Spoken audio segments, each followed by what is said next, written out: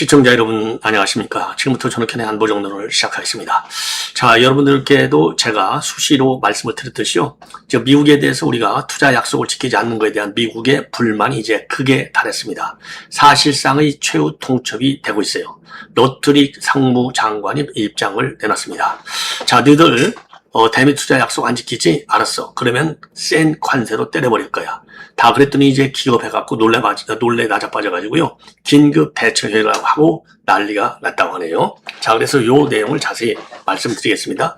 여러분들 잘 아시다시피 작년 가을이죠. 10월 말 11월 초에 트럼프가 와가지고 에이펙 정상회담 때 경주에서 그때 이재명하고 사인을 했잖아요. 하나는 관세, 조인트 팩트 시트고 하나는 안보 조인트 팩트 시트, 이 두 개를 사인을 했는데 요거를 안 지키는 거예요. 핵심이 뭡니까? 3,500억 불을 투자한다는 거 아니에요?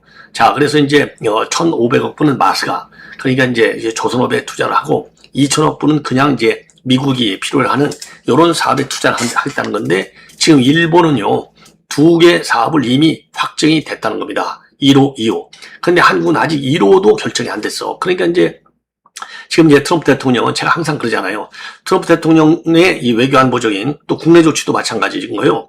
요 진정한 의미를 파악할 때는 항상 기승전 어디로 간다? 중간선거로 간다고 제가 말씀드렸지 않습니까?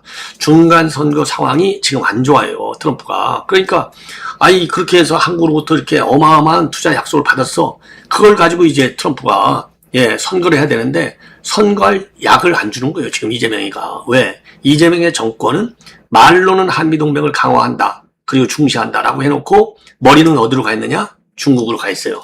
미국 행정부 고위 관료들이 바보입니까? 이재명보다는 100배, 만배 참모들 뻔한 더 저는 스마트하다고 봐요. 자, 그러니까 기다리다 지쳐갖고 이제 최종적으로 최후 통첩을 하는 것이 아니냐, 이렇게 판단이 되고요. 그 다음에는요, 제가 이제 어젯밤에도 어제가 아니네요. 날짜상으로 아직은 오늘이네요. 왜냐하면 제가 있는데 거기하고 시차가 좀 있다 보니까, 자, 그래서 이제 이 박상용 검사가 이 법무부 감찰위원회에 결국은 참석을 했는데, 요거 들어보고 이 자리에서 너에게 이랬다는 거 아니에요? 야, 요게 정말 법을 다루는 사람들의 행태인지 알 수가 없어요. 자, 왜? 지금 이 박상용이 징계하는 걸로 방향은 딱 정해졌으니까, 어쩔 수 없으니까 그냥 녹취 틀어준 거예요. 그러니까 박상용 검사가 뭐라고 그랬어요? 그거 통화를 하면 여보세요가 나와야 되는데 여보세요가 없어. 그냥 막 중간에 막 내용이 나와버리는 거예요. 그러니까 이거 편집했네, 이거 하지 말고 녹취록 전체 서민석이하고 자기하고 통화한 내용 전체를 좀 들어봐. 그러면 내가 잘못했는지 안 했는지 알잖아. 그러면서 요 녹취록을 지금 언론에 까지 않은 게 들어보니까, 그 현장 지금 징계위원회에서 들어보니까 박상용이가 지금까지 주장한 내용하고 거의 같다는 거 아니에요. 그러니까 이제 거기에 새로운 내용이 없는 거예요. 자기들한테 유리한 내용이. 그러니까 이거를 못 가는 겁니다. 자, 그런데 지금 말이죠, 서민석 변호사하고 박상용의 녹취 내용, 이게 전문인지 아닌지는 지금 명확히 나와 있지는 않지만은요, 요게 지금 폭로가 돼가지고 지금 난리가 났습니다. 자, 그래서 이재명이 난리 난 게 미국한테는 관세를 얻어맞고, 그리고 박상용이 죽이려고 했는데, 왜냐면 이재명이가 박상용이 그 감찰을 하라고 확실하게 얘기했지 않습니까? 그러니까 그냥 때려잡는 거예요. 때려잡는 게 뭡니까? 페북에다가 근무 시간 중에 21건을 올렸다고, 그거를 징계. 문영배 같은 인간은 무슨 성추문과 이 추행과 이런 거 관련해가지고 자기 고등학교 거기에 글을 수백 개를 올려놨는데도 헌재 재판관 멀쩡하게 했더라. 그것도 6년씩이나. 야, 이런 인간들이 지금 여기 이재명의 진보 정권의 내로남불의 전형인 거예요. 자, 그래서 요 녹취 내용을 여러분께 자세히, 그래서 이번 시간에는요, 요 내용들이 좀 많고 길어요. 논평을 많이 해야 돼요. 자, 그래서 하나는 미국의 통상 압박, 하나는 녹취록을 까봤더니 거기 핵심 내용이 뭐냐? 이재명이가 주범이고 이화영이는 종범이야. 그렇게 좀 해줘. 요런 식의 이 내용이 요 녹취록에 담아 있다는 겁니다. 자, 그래서 이제 요 녹취록 내용, 요건 움직일 수 없는 거 아니겠습니까? 자, 그래서 요 관련 내용들을 여러분께 말씀을 드리겠습니다. 자, 그러면 말이죠, 우선적으로요, 지금 이 대미 투자와 관련해서 지금 핵심은 그거예요. 핵심은 대미 투자가 이렇게 늦어져? 알았어. 그러면 관세 인상할 거야? 강하게 러트닉 상무장관이 압박을 했다는 겁니다, 최근에. 자, 그러니까 이제 그 스틸 대사가 와서 이것도 다 전했겠죠. 그리고 지난번에 강경화도 서울에서 소환을 했지 않습니까? 강경화도 요 얘기를 전했겠죠. 그래서 바로 어제 말이죠. 지금 이제 대미 투자를 서두르지 않으면 관세를 올리겠다 이렇게 압박하니까 놀래가지고 어제 관계 부처가 참여한 긴급 회의를 열어서 대응책을 논의를 했다는 겁니다. 자, 이미 한국은요, 무역법 301조에 따라서 이게 슈퍼 301조라고 하잖아요. 이건 뭐 301조는 제가 현역으로 일할 때도 이게 굉장히 무서운 카드예요. 이 우리 한국한테 12.5% 관세를 부과했는데 요게 최종적인 게 아니라는 거예요. 문제는 추가적인 또 압박이 있을 수가 있다. 이건 정부도 감을 잡았는데 요렇게 세게 지금 미국이 압박을 가할 줄이야 잘 몰랐던 거죠. 그러니까 무능한 거가 되는 거예요. 자, 그래서 요 관련 내용을 자세하게 설명을 드리겠습니다. 자, 그래서 요 핵심은 말이죠. 핵심은 바로 그거예요. 투자 약속을 지키지 않는 겁니다. 조인트 팩트 시트에서 나온 투자 약속 뭐냐면 트럼프 임기 종료인 2029년도 1월까지 조선업의 마스카 사업에 1,500달러, 전략 투자가 2천억 달러, 합계 3,500억 달러의 대미 투자 추진을 약속을 했어요. 예. 자, 그런데 이 약속을 전제해서 양국이 상호관세 15%를 적용했는데 연방 대법원이 이 법은 위법이다. 그래서 다른 글로벌 텍스를 했지 않습니까? 근데 글로벌 텍스도 6개월이 지나니까 301조로 지금 12.5%의 관세를 일괄적으로 부과를 하고 있어요. 특히 최근에요, 강제노동으로 생산된 상품 수입 금지 조치를 시행하지 않는 나라 60개국에 대해서 10%에서 12.5% 관세를 부과했는데 우리 한국은 12.5%만 부과했습니다. 자, 그런데 문제는 뭐냐? 이게 최종 세율이 아니에요. 추가 인상 가능성을 열어놓고 있어요. 그래서 미 상부장관인 러트닉이 최근에 한국 정부에 대미 투자 집행을 서두르지 않으면 관세를 올리겠다. 이런 직접적 압박을 가해 왔다고 합니다. 예. 자, 그래서 이제 요 내용, 그리고 이제 우리는 말이죠. 대미 투자 1호로 텍사스의 지금 텍사스 엔시날의 가스 복합 발전소 발전 이 사업에 투자하는 것을 갖다가 지금 이제 그 1호로 검토 중에 있어요. 검토 중. 예. 최종적인 게 아니고 검토 중. 자, 근데 이게 너무나 시간이 많이 걸리니까 이제 미국에서 열이 받은 거예요. 열이. 지금 일본은 지금 투자 2호까지 가지고 있는데 뭐 하고 있느냐? 딱 요게 되는 겁니다. 자, 그래서 이거를 이제 관련 내용을 이제 여러분께 말씀을 드리겠는데요. 3,500억 달러. 이게 엄청 큰 돈이죠. 작년 경주에서 이게 나온 거예요. 자, 그래서 이제 요 내용을 전제로 해서 지금 15% 관세를 적용하는 구도를 미국이 짜 왔는데 미국 법원에서 이게 이 관세는 글로벌 텍스가 위법이다. 그래서 새로 지금 미국에서 관세를 부과했고 최근에 새로 부과하는 게 슈퍼 301조 12.5%짜리의 관세를 일괄적으로 지금 부과를 했습니다. 자, 그런데 이제 12.5%가 최종이 아니라는 데 문제가 있어요. 자, 그래서 청와대에서도 안보실장이 최근에 직접 브리핑을 통해서 추가적인 관세가 붙을 수도 있다. 이런 얘기까지 언론에 했어요. 자, 이런 상황에서 이 상부장관 러트닉이 우리 정부에게 강하게 압박을 온 겁니다. 경주에서 약속했던 2천억 달러의 대미 전략 투자 10개월째 집행을 안 하고 있는데 계속 미루면 관세를 더 올리겠다. 이렇게 공식적으로. 그래서 청와대가 어제 놀래가지고요. 산업부를 비롯한 관계부처 긴급 회의를 소집했다고 합니다. 자, 그래서 이제 청와대에서 내놓은 공식 공지문에 보면 한미 간 전략 투자 프로젝트 관련해서 다양한 채널로 긴밀히 논의 중에 있다. 대미 통상 현안과 관련해서 정부 내에서도 수시로 긴밀히 소통하며 대응 중이다. 그리고 이제 일각에서 말이죠. 이거 산업장관 김정관이 빨리 미국 가는 건 아니야? 이런 얘기와 관련해서 현재로서는 정해진 바 없다. 선을 긋고는 있어요. 근데 뭐 가야죠. 예. 그래서 한마디로 미국은 관세 인상 가능성을 걸고 압박을 최고 수위로 지금 높이고 있는 상황이고 청와대는 농의주인이 좀 기다려봐라. 대응하고 있다. 이런 추상적 메시지로 시간을 벌려는 작전을 쓰고 있어요. 만약에 중국에서 이런 압박이 왔다고 그러면 이재명이가 어떻게 할까요? 쉐쉐 하고 그냥 말을까요? 야, 지금 아마도 지금 누군가 이미 북경에 가 있을지도 몰라. 예. 자, 그러면 미국이 왜 이렇게 세게 나오냐? 하나는요, 일본과의 비교가 되는 겁니다. 일본은 벌써 2개째 프로젝트까지 발표한 상황이고 한국은 1호 프로젝트도 공식적으로는 발표를 못하고 있어요. 그럼에도 불구하고 11월 미국 중간선거는 째깍째깍 다가오고 있잖아요. 그러니까 지금 미국은 굉장히 급한 겁니다. 예, 굉장히 급해요. 예. 자, 그래서 미국은요, 지금 이제 국민들한테 뭔가를 지금 팔아먹어야 되는데, 표를 받기 위해서 팔 재료가 지금 없는 거예요. 그러니까 만만한 게 한국이 되는 겁니다. 자, 그러면 1호 프로젝트로 유력한 것은 뭐냐면, 텍사스의 NCR 발전소, 요게 이제 우리 정부가 지금 검토하고 있는 1호 프로젝트가 되는 겁니다. 총 사업비가 198억 달러, 우리 돈으로 약 29조짜리가 되는데, 지난 7월 22일부터 25일까지 산업부 장관이 워싱턴에 가가지고 러트닉과 만나서 요 문제에 관해서 협의를 한 걸로 알려져 있어요. 그래서 한미 전략투자운영위원회 심의를 거쳐서 미국 투자위원회 사업추진의사를 공식 전달하고 마지막으로 트럼프 대통령의 서명과 승인을 받으면 제1호 사업으로 확정이 될 예정이라고 합니다. 근데 원래는요, 루이지애나의 LNG 수출 터미널이나 아니면 미국 내 원전 건설 투자 같은 것, 이런 사업을, 이 프로젝트 사업으로 추진을 하려고 했는데, 최근에 입장이 바뀌었어요. 자, 그래서 텍사스 엔시날에 요 이제 화력발전소, 가스복합 화력발전소 쪽으로 방향이 틀어지고 있다고 합니다. 자, 왜 그러냐? 텍사스에는요, AI 데이터 센터 건설이 잇따라 추진되고 있고, 이 데이터 센터들은 대규모 전력을 안정적으로 공급받아야 돼. 우리하고 똑같은 거죠.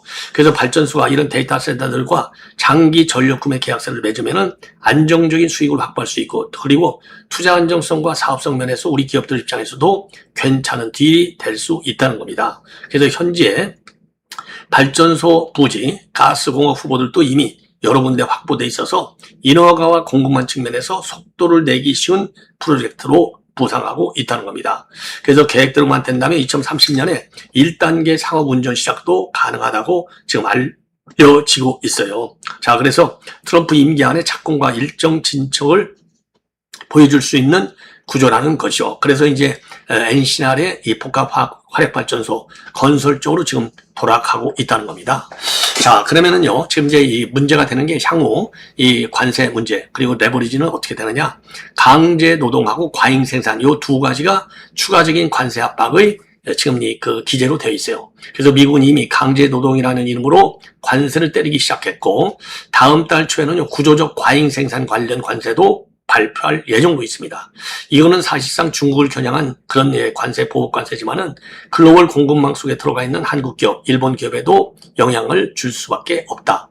자, 업계에서는 어떻게 기대하고 있느냐?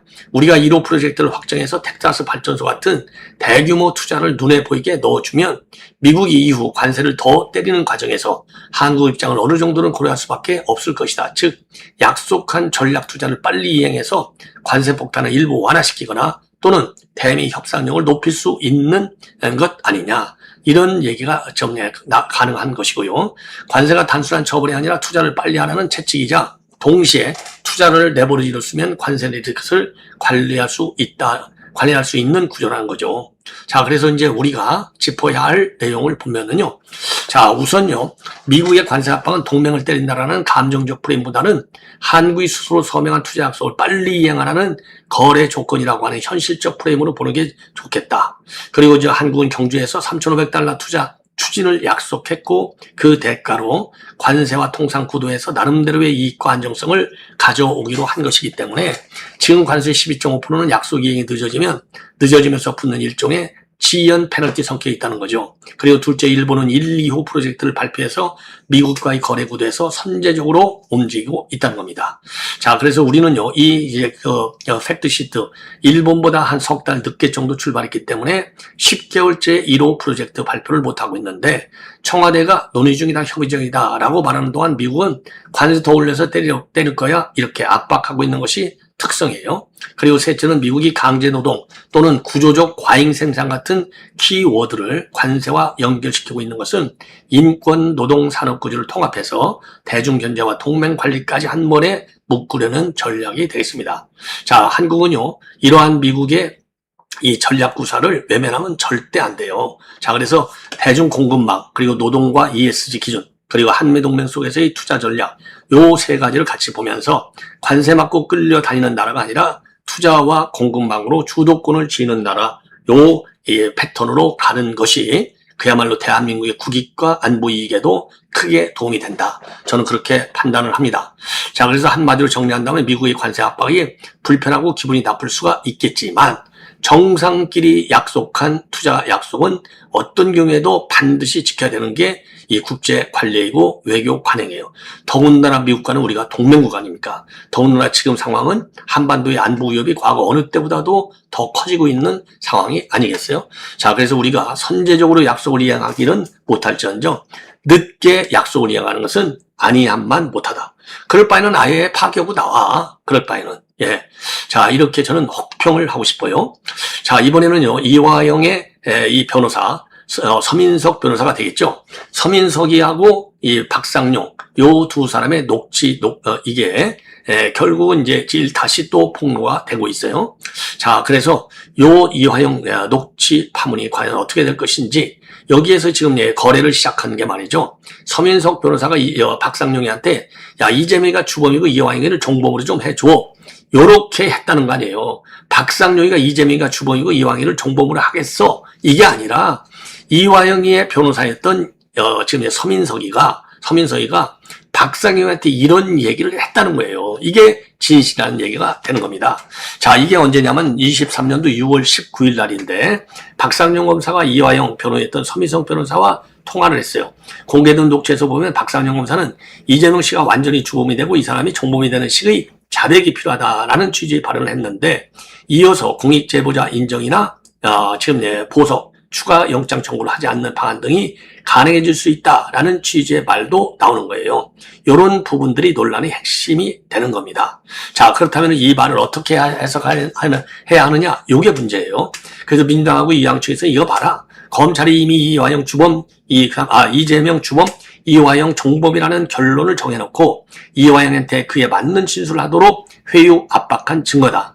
이렇게 주장을 하고 있어요. 쉽게 말한다면 진실을 수사한 것이 아니라 이재명을 주범으로 만드는 시나리오를 만들어 놓고 이화영 진술을 끌어내려고 했다. 이게 지금 여권의 주장이에요. 하지만 박상용 검사의 설명은 정반대입니다. 뭐라고 하고 있느냐? 녹취가 일부만 공개돼서 전체 맥락이 사라졌다. 자신이 먼저 이화영을 종범으로 만들자고 제안한 것이 아니다. 변호인 측하고 대화하는 과정에서 법률적 가능성을 설명했을 뿐이다. 이렇게 반박하고 있고요. 특히 26년 8월 13일 법무부 감찰위에서 전체 녹취를 처음 들었다고 밝히면서 자신은 잘못한 것이 없다라는 입장을 강하게 주장하고 있어요. 여기서 중요한 쟁점이 바로 뭐냐면 전체 녹취의 여부입니다. 현재 알려진 통화는 2023년도 5월 25일하고 6월 19일 딱 두 차례인데 각각 20분을 넘는 통화로 알려져 있어요. 근데 지금까지 공개된 것은 전체 통화의 일부 또는 이것을 둘러싼 녹취 자료이기 때문에 특정 문장 하나만 떼어내가지고 결론을 내리기보다는 앞뒤 대화가 무엇이었는지를 확인해야만 하는 거예요. MB 역시 관련 보도에서 전체 통화 녹음과 공개된 녹취의 맥락을 함께 검토할 필요가 있다. 이렇게 보도할 정도가 되는 겁니다. 예. 자, 그렇다면요, 두 번째 발휘할 것이 있는데 그건 뭐냐? 그 녹취 이후에 이화영의 진술이 실제로 어떻게 변했느냐 이거예요. 이화영이는요, 쌍방울이 북한에 800만 달러를 송금하는 과정에 관여한 혐의로 지금 재판을 받아왔고 대법원까지 징역 7년 8개월로 확정이 됐지 않습니까? 그래서 이화영 본인의 대북송 관련 형사 책임은 현재 확정 판결이 되어 있는 겁니다. 하지만 이 판결과 이번 녹취 논란은 구별을 해야 해요. 이화영이 유죄인가? 대북송금 사건에서는 대법원에서 유죄가 확정됐어요. 그렇다면 이화영의 이재명 관련 진술은 모두 진실인가? 이거는 다르다 이거죠. 별도다. 검찰이 그럼 이화영 진술을 회유하거나 거래했는가? 이건 역시 별도다. 현재 그래서 녹취를 둘러싸고 양측 주장이 충돌하고 있는 겁니다. 따라서 이화영이 유죄니까 녹취 논란도 아무 문제가 없다거나 반대로 녹취에 문제가 있으니까 이화영 판결도 모두 조작이다. 이렇게 하는 것은 법적으로는 타당성이 별로 없다는 게 중론으로 되어 있다는 겁니다. 세 번째로 중요한 것은 이화영의 진술이 이재명 사건에 어떤 영향을 주었느냐 이거예요. 그래서 대북 송금 사건에서 핵심적으로 문제가 된 것은 쌍방울이 북한에 돈을 보낸 과정과 그 돈의 성격, 그리고 당시 경기도와 이재명 지사 측과의 관계이거든요. 이화영 진술은 이 부분을 연결하는 중요한 증거 가운데 하나로 취급돼 왔어요. 그런데 만약 향후에 전체 녹취와 수사 기록을 통해서 검찰이 이화영에게 일정한 형사상 이익을 제공하면서 특정 진술을 요구했다는 사실이 객관적으로 만약에 확인이 된다면 이화영 진술의 증거 가치와 수사 과정에서의 적법성에 상당한 문제가 제기될 수가 있는 겁니다.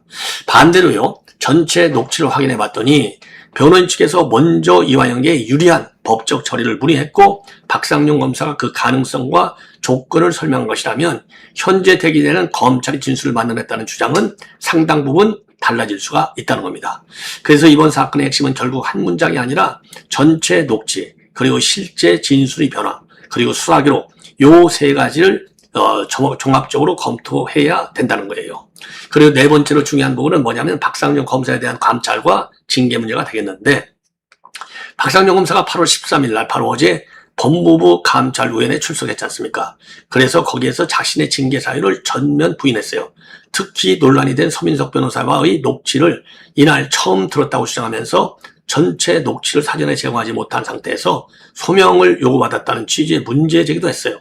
그래서 8월 14일에도 박 검사는 녹취 전체 공개를 주장한 바 있어요. 저도 이거 여러분께 보도해드렸지 않습니까? 이게 상당히 중요한 대목입니다. 왜냐하면 앞으로 이 사건은요, 단순한 정치적 공방이 아니라 검찰 수사 과정의 적법성 문제로 발전할 가능성이 커요. 그리고 다섯 번째는 지금 이 문제를 이재명은 주범, 이화영은 종범이라는 이런 표현 자체에 초점을 지금 우리 보수 우파 유튜버들이 많이 맞추고 있어요. 초점을.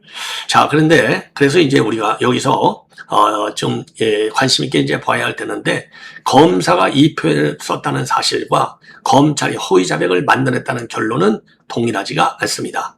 첫 번째는 녹취를 통해 확보할 수 있는 사실인데, 두 번째는 전체 녹취와 당시 수사 기록, 이화영의 진술의 전후 변화 내용, 법원에서 검증된 증거 등을 추가로 확인해야 하는 판단입니다. 그래서 이 차이를 분명히 해야만 이 사건을 객관적으로 볼 수 있다는 것이죠. 그리고 여섯 번째로 앞으로 가장 중요한 것은 이화영의 진술 변화 과정이에요. 처음에는 무엇이라고 했는지, 이후 검찰 조사에서 무엇을 진술했는지, 변호인이 바뀐 뒤에 진술이 어떻게 달라졌는지, 법정에서는 어떤 입장을 취했는지, 그리고 그 진술 중에 어느 부분을 법원이 증거로 인정했는지를 시간선으로 재구성할 필요가 있다. 이 작업이 제대로 이루어진다면 이번 녹취가 단순한 정치적 폭로인지 아니면 실제로 수사 과정의 중대한 문제를 드러내는 핵심 증거인지를 판단하는데 상당히 가까워질 수 있다 이겁니다. 자, 그래서 전체적으로 이제 정리를 한다면, 첫째, 실제 녹취에는 박상용 검사가 이재명 주범, 이화영 종범이라는 취지의 표현을 한 부분은 공개되어 있습니다. 둘째, 민주당과 이화영 측은 이를 검찰의 진술 회유, 짜맞추기 수사의 증거라고 주장하고 있어요. 셋째, 박상용 검사는 녹취가 일부 공개돼서 맥락이 왜곡됐다 이렇게 반박하면서 전체 풀텍스트 공개를 강력히 요구하고 있습니다. 그리고 넷째, 이화영의 대북상공 관련 유죄는 대법원에서 징역 7년 8개월로 확정이 됐습니다. 다섯째, 따라서 이번 논란의 핵심은 이화영의 유죄 여부가 아니라 이화영이가 이재명 관련 진술을 형성하는 과정에서 부당한 회유나 거래가 있었냐 이거지요. 여섯째, 결론을 내리려면 전체 녹취를 공개하고 녹취 전후 이화영의 진술 변화를 수사 기록과 대조할 필요가 있다는 겁니다. 자, 결국 이번 사건에서 정말 중요한 질문은 딱 하나인데 뭐냐? 검찰이 이미 결론을 정해놓고 이화영에게 그 결론에 맞는 진술을 요구한 것인가, 아니면 당시 수사에서 확인된 혐의 구조를 갖다가 변호인과 논의한 것인가, 요거예요. 그래서 이거는요, 전체 녹취하고 수사 기록을 확인해야만 된다는 겁니다. 그리고 만약에 전체 자료에서 실제로 이화영에게 유리한 처분을 조건으로 해서 이재명을 주범으로 지목하는 진술을 요구한 사실이 만약에 있다고 한다면 그것은 단순한 정치적 공방을 넘어서 수사 절차의 적법성, 증거의 신빙성을 다시 검토해야 할 매우 중대한 사안이 되는 것이죠. 만약 그렇다면 박상용이가 징계받는 게 맞는 것이죠.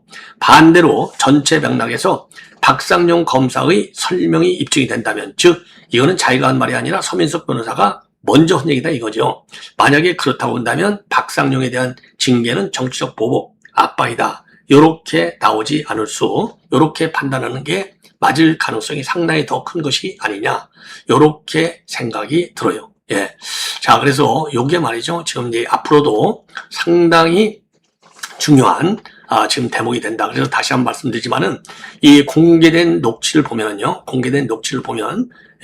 지금 박상용 검사가 서민석한테 뭐라고 얘기했냐면, 이재명 씨가 완전히 주범이 되고 이 사람이 종범이 되는 식의 자백이 있어야 된다. 근데 그런데 이제 이런 진술이 있으면 공익제보자로 인정한다든가 보석을 해준다든가 추가 영장 청구를 하지 않는 이런 방안도 검토할 수 있다라는 취지의 대화는 나와요. 그래서 요걸 가지고 이제 회유 압박했다, 이렇게 주장하는 것이고 이게 제일 중요한 대목이거든요. 그리고 박상용 검사의 주장은 이건 회유가 아니야. 서민석 변호사가 먼저 이화영을 종범으로 해달라라고 제안을 한 것이고 자신은 어렵다고 설명을 하면서 반박한 것이다. 예, 이렇게 둘이서 완전히 지금 상반되는 해석을 하고 있는 겁니다. 자, 그래서 이제 이 중요한 게 이화영의 이제 그 이후에 실제 진술이 되는 겁니다. 자, 그래서 지금 이제 지금 이게 앞으로 말이죠. 그게 이재명은 주범이고 이화영은 종범이다. 요것이 이런 건 이 녹취록 한 장만 갖고 판단할 게 아니라는 거죠. 그래서 녹취 전문 서민석 변호사가 먼저 했다는 종범 제안의 전후 대화, 그리고 이화영의 실제 법정에서의 진술 변화, 당시의 수사 기록과 법원의 판단, 이런 거를 모조리 지금 종합적으로 검토해야만이 그 진정한 의도가 나올 수 있다. 이렇게 판단이 됩니다. 예. 자, 시청자 여러분, 이렇게 해서 본 방송을 마치겠습니다. 자, 계속되는 저희 방송 여러분들의 많은 시청, 그리고 댓글, 의견을 부탁을 드립니다. 대단히 고맙습니다.